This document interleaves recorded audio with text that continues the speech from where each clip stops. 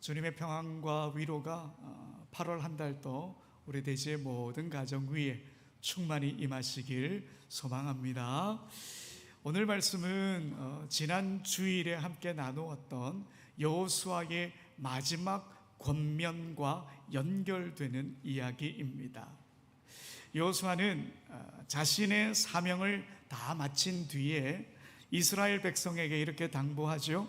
오직 하나님만 섬기십시오, 이렇게 당부합니다. 여호수아가 말한 하나님만 섬기라, 이 말은 하나님만 예배해라, 이 말이기도 하고요. 또 왕이신 주인이신 하나님을 바라보며 하나님의 종으로 삶을 살아내라, 바로 이런 의미였습니다. 그리고 여호수아는 자신과 자신의 집안은 온전함과 진실함으로, 그리고 흔들림 없이 변함없이 하나님만 섬기겠노라, 그렇게 고백합니다. 그러자 이스라엘 공동체도 우리도 그렇게 하겠습니다, 아멘으로 응답하지요. 여러분, 참 멋진 장면이지 않습니까? 좋은 지도자와 진실된 공동체의 모습, 감동적인 신앙의 장면이 아닐 수 없습니다. 그런데 여러분, 여호수아가 거기서 딱 끝났으면 얼마나 좋았을까요? 성경은 그렇게 해피엔딩으로 마치지 않습니다. 여호수아서는 짙은 아쉬움을 남기며 이렇게 기록하고 있습니다. 여호수아 24장 31절 함께 읽어봅시다. 이스라엘이 여호수아가 사는 날 동안과 여호수아 뒤에 생존한 장로들, 곧 여호와께서 이스라엘을 위하여 행하신 모든 일을 아는 자들이 사는 날 동안 여호와를 섬겼더라. 아멘. 여러분, 이 구절을 보면 이스라엘 백성이 하나님을 섬긴 것이 언제까지라고 그럽니까? 여호수아와 가나안 정착 1세대 장로들이 살아있는 동안만 그렇게 했다는 겁니다. 그들이 죽자마자 하나님을 온전히 섬기는 신앙이 점점 희미해졌다, 이 말이죠. 참 안타까운 일입니다. 그 안타까운 일이 우리가 앞으로 몇 주간 계속 읽게 될 이 사사기에 기록되어 있습니다. 특별히 오늘 읽은 이 사사기 2장은 사사기 전체의 구조와 메시지를 보여줍니다. 이스라엘은 하나님의 약속대로 가나안 땅에 들어갔고요, 그곳에서 하나님을 섬기며 하나님의 나라를 세워가야 했습니다. 하지만 그들은 하나님의 말씀을 온전히 따르지 않았습니다. 하나님께서 명령하신 대로 가나안 사람들을 완전히 쫓아내야 했는데 그렇지 못했고요, 오히려 가나안 사람들과 동화되기 시작했습니다. 결국 가나안 땅의 우상을 섬기며 하나님을 거역하는 길로, 죄를 범하는 길로, 죄악의 길로 들어서고 말았습니다. 그 일을 보시고 하나님께서 이스라엘을 심판하셨습니다. 주변 나라들이 이스라엘을 공격하도록 하셨고요, 이스라엘을 고통 속에 머물게 하셨습니다. 이를 통해 불순종이 얼마나 위험한 일인지를 깨닫게 하셨죠. 그러자 이스라엘은요, 이 고통 속에서 하나님께 부르짖게 됩니다. 하나님, 이 고통 속에서 우리를 건져 주십시오. 하나님께 간절히 간구하자 하나님께서 그 간구를 들으십니다. 그래서 하나님의 사람 사사를 보내주셔서 이스라엘을 구원하게 하십니다. 하지만 사사가 죽고 나면 이스라엘은 또다시 죄악의 길에서 방황하게 되었습니다. 이처럼 사사기는요, 죄, 심판, 간구, 구원, 다시 죄, 이런 패턴으로 실패의 역사를 계속 반복적으로 기록하고 있는 책입니다. 사사기에는 12명의 사사가 등장을 하니까요, 이런 실패의 역사가 12번이나 반복되고 있는 셈이지요. 물론 성경의 기록을 엄밀히 따지면 이런 패턴은 7번 반복되는 것으로 기록되어 있습니다. 12명의 사사 중에 이름만 기록되어 있는 사사들도 있기 때문이죠. 그렇다면 여러분, 성경은 왜 이런 실패의 이야기를 자꾸 반복해서 기록하고 있을까요? 인간은 나약하니 매번 넘어져도 괜찮다, 그런 의미일까요? 아니면 하나님의 심판을 두려워해야 된다, 이런 엄포를 놓는 경고의 의미로 이런 걸 반복하고 있을까요? 그런 것만은 아닌 것 같죠. 사사기가 반복해서 보여주고 있는 건 이런 겁니다.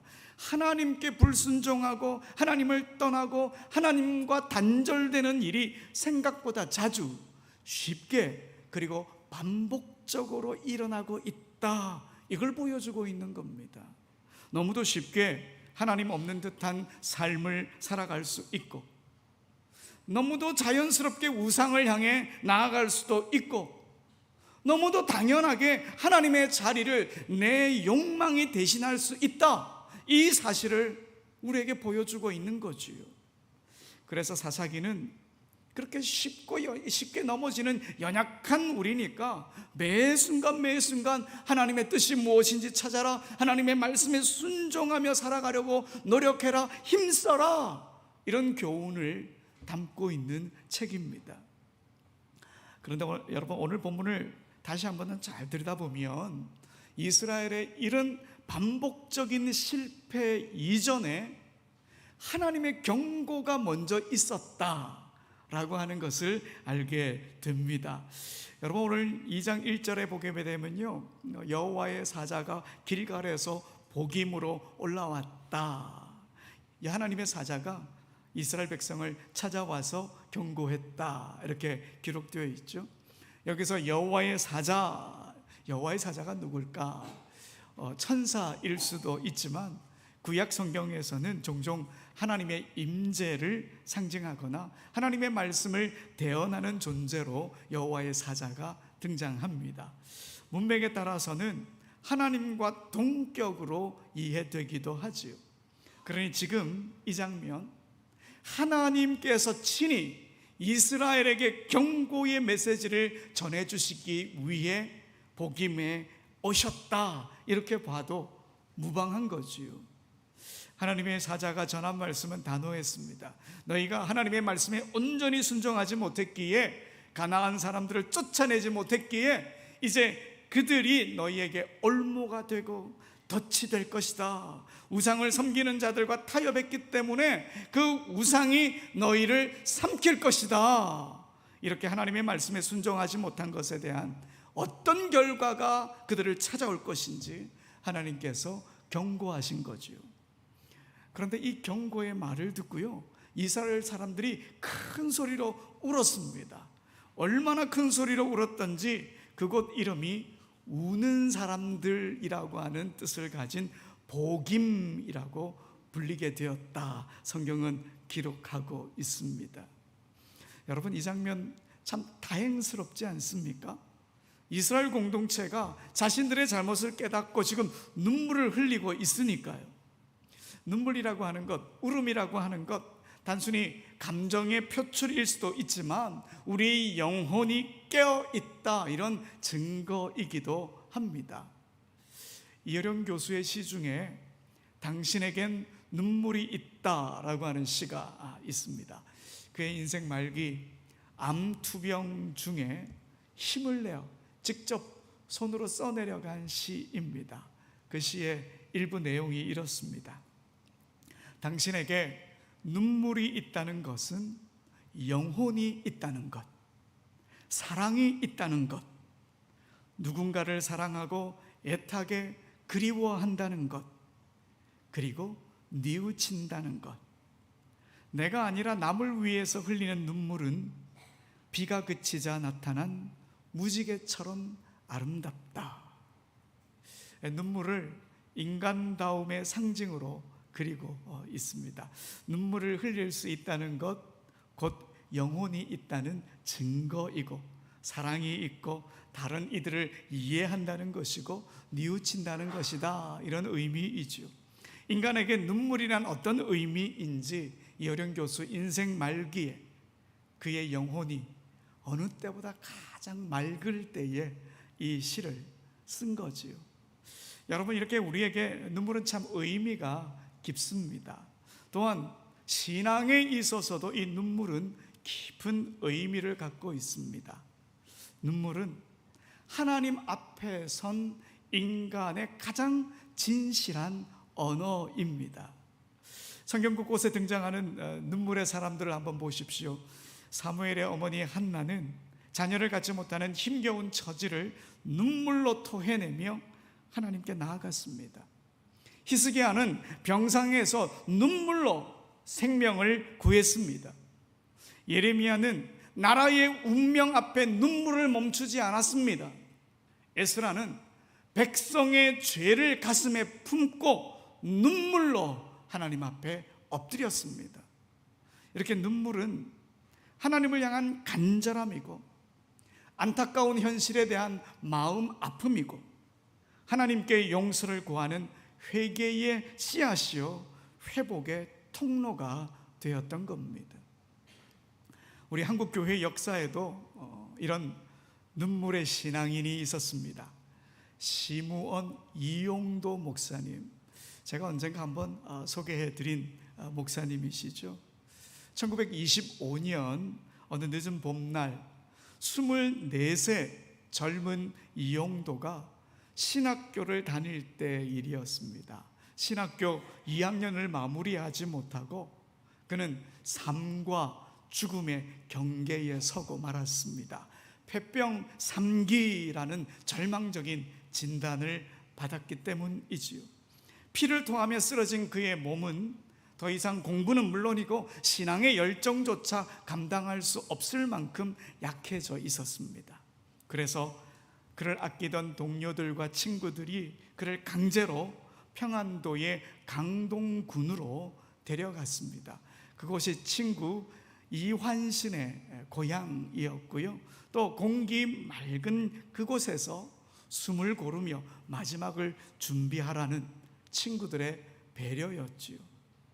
그렇게 강동에 도착한 어느 저녁, 마을 교회 성도들이 모포를 들고 막 이완신 집으로 찾아온 거예요. 신학생이 내려왔다면서요, 부흥회 좀 인도해 주세요. 밤샐 걸 각오하고 모포를 들고 집을 찾아온 거예요. 시골 교회다 보니까 말씀을 제대로 들을 수 있는 기회가 별로 없었던 거죠. 그들의 간청 거절할 수 없었습니다. 몸이 아프니 부흥의 첫날 설교는 이환신, 친구 이환신이 맡았고 이용도는 그날은 예배 인도만 하기로 했답니다. 예배 시간이 되어서 병색이 짙은 이용도가 힘겹게 강단에 올라갔습니다. 찬송을 인도하기 시작했는데요, 찬송을 부르다가 그의 눈에서 한 방울 두 방울 눈물이 흘러내리기 시작했습니다.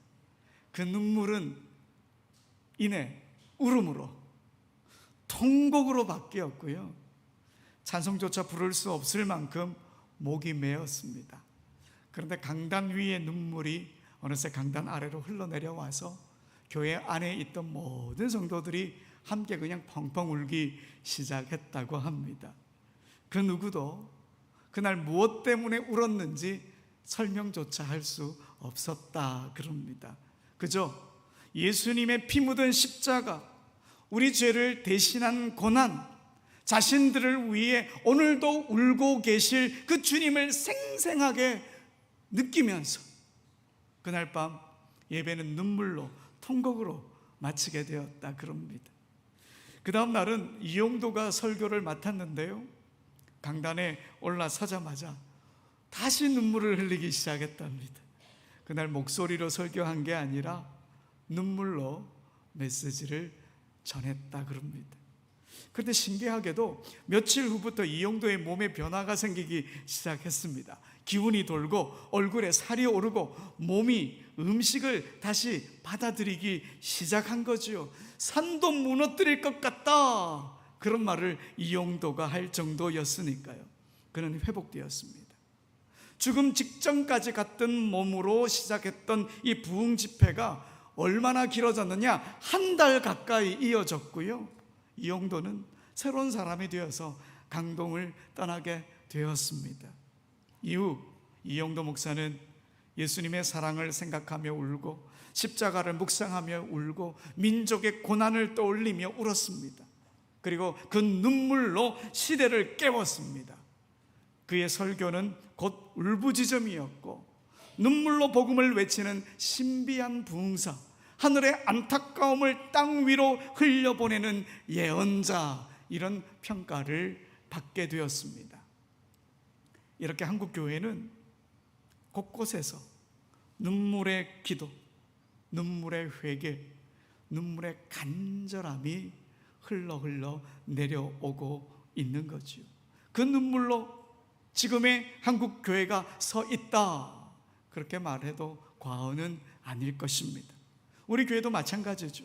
밤을 새워가며 눈물로 기도했던 우리 신앙의 선배들 덕분에 지금 우리 교회가 이렇게 여전히 이곳에 서 있는 거죠.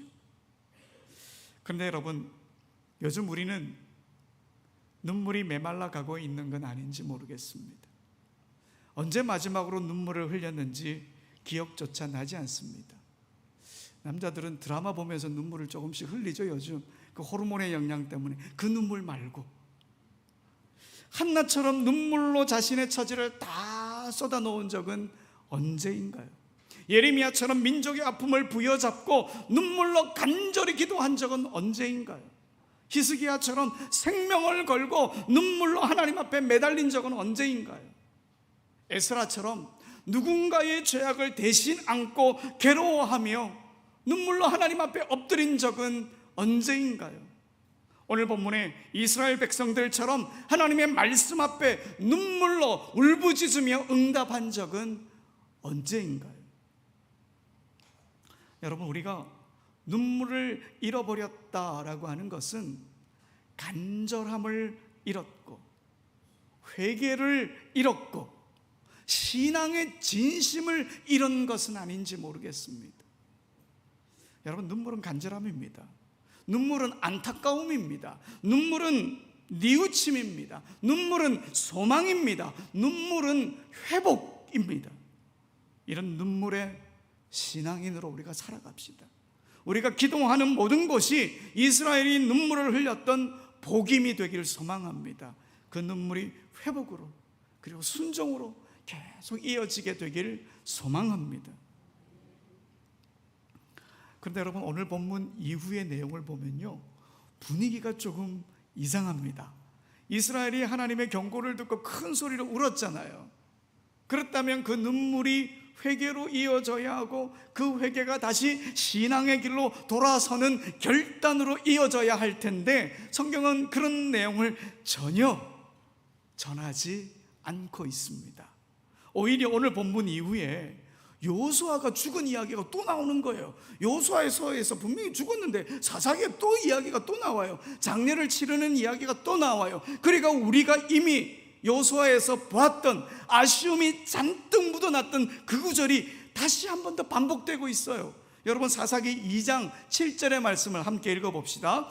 백성이 여호수아가 사는 날 동안과 여호수아 뒤에 생존한 장로들 곧 여호와께서 이스라엘을 위하여 행하신 모든 큰 일을 본 자들이 사는 날 동안에 여호와를 섬겼더라. 자, 여기 어디서 본 거예요? 여호수아 24장에서 본 거잖아요. 여호수아서의 마지막 장면과 같은 내용이에요. 이스라엘이 하나님을 제대로 섬기지 못했다라고 하는 아쉬움이 잔뜩 묻어있는 그 구절이 또다시 반복되고 있어요. 그러니까 결국 이스라엘은 복임에서 눈물만 흘렸을 뿐 그 눈물이 삶의 변화로 이어지지 못했다 하는 겁니다. 온전히 하나님께 돌아서지 못했다는 말입니다. 이스라엘은 눈물은 흘렸지만 회개의 열매는 맺지 못했던 겁니다. 여러분, 신앙 눈물이 필요하지요. 하지만 우는 것으로 그쳐서는 안 됩니다. 잘못을 깨닫고 우는 것만으로 단절된 하나님의 관계가 회복되는 것은 아닙니다. 눈물은 시작일 뿐이고 하나님의 은총을 기억하며 삶의 변화로 말씀의 순종으로 이어져야 하는 것입니다. 여러분, 오늘 우리가 본문을 보게 되면 복임이라고 하는 장소가 나오고요, 또 하나의 장소가 또 하나 더 등장을 합니다. 하나님의 사사가 어디서부터 복임으로 왔다고 기록되어 있습니까? 1절에 보니까 길갈에서 복임으로 왔다. 여러분, 이건 하나님의 사자의 이동 경로의 그 정보를 알려주는 것 이상의 의미가 있습니다. 하나님께서 의도적으로 길갈에서 사자를 보내셨다 말씀하고 있는 거예요. 이스라엘로 하여금 길갈을 떠올리게 하시려는 하나님의 의도가 여기 있는 거예요. 여러분, 길갈이 어떤 곳입니까? 이스라엘이 출애굽 이후에 요단강을 기적적으로 건넌 뒤에 가나안 땅에 들어가 처음으로 도착해서 진을 친 장소입니다. 요단강 한가운데서 가져온 12개의 돌을 가지고 하나님의 구원의 은총을 기념하는 기념비를 세웠던 곳입니다. 그리고 그곳에서 이스라엘은 할례를 행했습니다. 하나님의 백성이라고 하는 그 흔적을 몸에 새기게 된 거지요. 또한 거기서 유월절을 지키며 하나님의 구원을 기념했습니다. 여리고 성 전투를 앞둔 여호수아는 여호와의 군대 장관에 만나서 신을 벗고 하나님의 명령을 받았던 곳이기도 합니다. 여러분, 이 길갈이라고 하는 지명, 굴러가다 이런 뜻이지 않습니까? 굴러가다.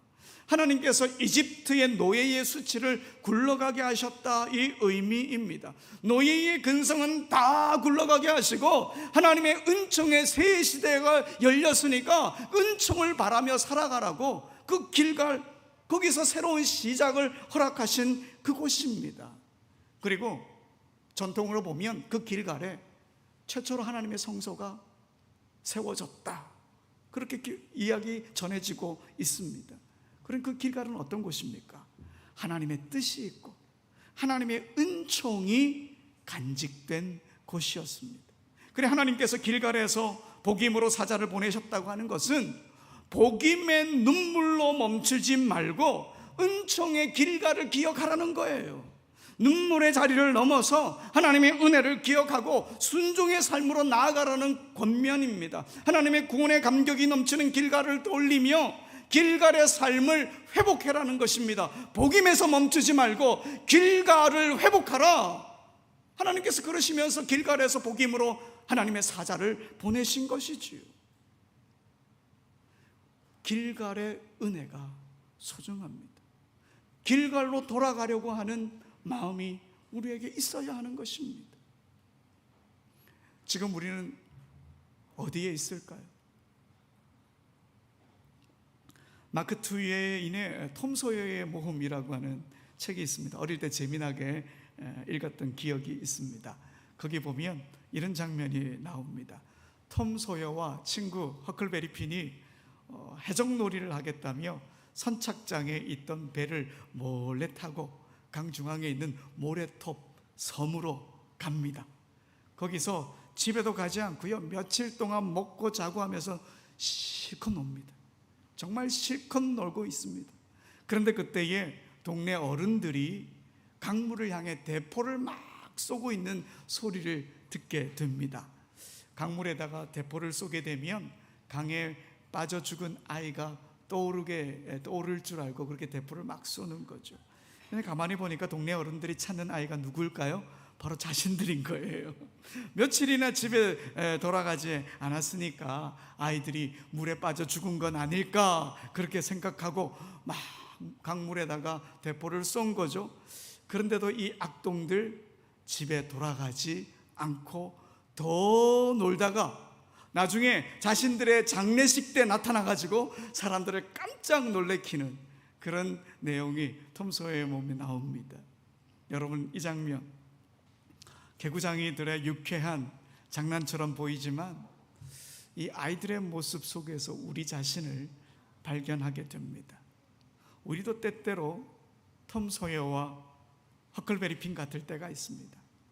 세상이 좋아 보이고 그것이 자유롭고 그것이 재미있어 보여서 하나님을 잊어버리고 하나님께로부터 멀어져 버린 거지요. 가끔 하나님의 음성을 들리긴 하지만 하나님 조금만 더 놀다 갈게요, 이렇게 말하며 그 음성에 애써 외면하기도 합니다. 여러분, 이거 얼마나 어리석은 일인지 모릅니다.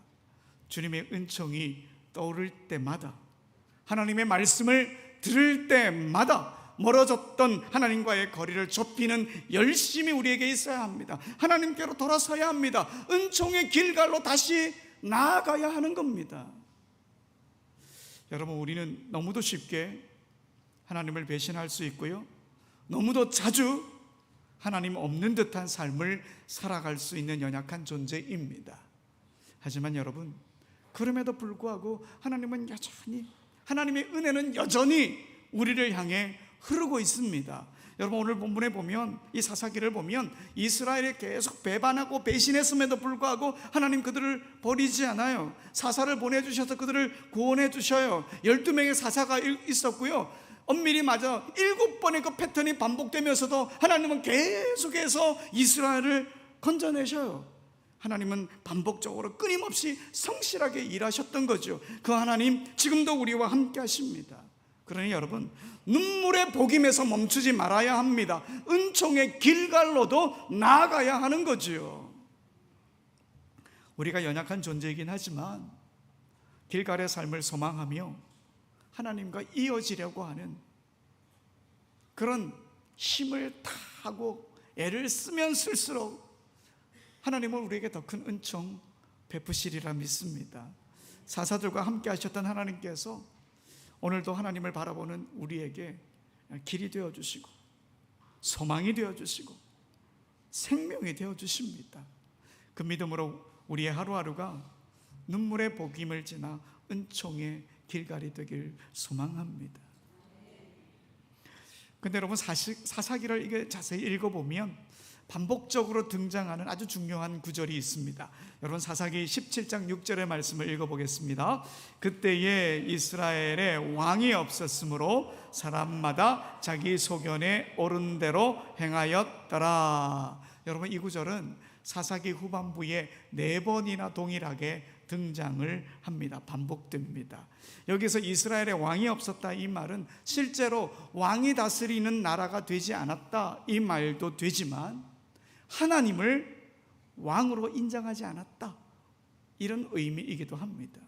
그리고 자기 소견에 옳은 대로 행했다, 이 말도 왕이 없고 국가가 없으니까 국가의 질서를 세우기 위한 기초적인 법 체계가 마련되지 않아서 이렇구나, 이렇게 생각할 수도 있지만 여러분, 이스라엘은 누구입니까? 하나님의 백성입니다. 하나님께서 이미 십계명과 율법을 통해서 어떻게 살아가야 할지를 다 알려주셨습니다. 하지만 이스라엘은 그 하나님의 뜻보다는 자기에게 유리한 대로, 자신이 옳다고 여기는 대로 살았다, 이 말이죠. 그래서 공동번역은 어떻게 번역을 해놨느냐? 제 멋대로 살았다, 그렇게 번역하고 있습니다. 이스라엘은 왕 대신 하나님을 잊었습니다. 말씀도 잊었습니다. 은혜도 잊었습니다. 복임에서 흘린 눈물도 잊었고 길갈에서 경험한 그 은총도 다 잊고 제 멋대로 살았던 겁니다. 사랑하는 여러분, 우리 신앙에는 복임이 필요합니다. 눈물로 주님께 부르짖는 자리, 회개와 간절함의 그 자리가 필요합니다. 그리고 더 나아가서 복임에서 길갈로 나가야 합니다. 눈물을 흘렸으면 삶의 변화로 이어져야지요. 하나님의 은혜를 기억하며 다시 하나님을 삶의 왕으로 모시는 자리로 우리가 나아가야 합니다. 지금 우리가 머물고 있는 신앙의 자리는 어디인가요? 혹시 톰 소여처럼 아직 모래톱에 있는 건 아닌지 모르겠습니다. 하나님이 우리를 찾고 계신데, 하나님이 부르고 계신데 조금만 더 있다 갈게요 하며 거기 머물러 있는 건 아닌지 모르겠습니다. 사랑하는 여러분, 눈물의 복임으로 더 나아가 은총의 길갈로 나갑시다. 하나님의 뜻을 따라 살아갑시다. 하나님의 말씀을 삶의 기준으로 삼읍시다. 왕 되신 주님을 우리 생각의 중심에, 삶의 중심에 다시 모시기 바랍니다. 우리를 위해 오늘도 일하시는 주님을 바라보며 사랑하는 여러분, 이번 한 주도 눈물의 복임에서, 은총의 길갈에서 주님을 경험하는 우리 모두가 되길 간절히 소원합니다. 우리 다 같이 일어나셔서 고백합시다. 은혜 아니면 살아갈 수가 없네. 고백하며 하나님 눈물의 복임, 은총의 길갈로 나아갑니다. 고백합시다.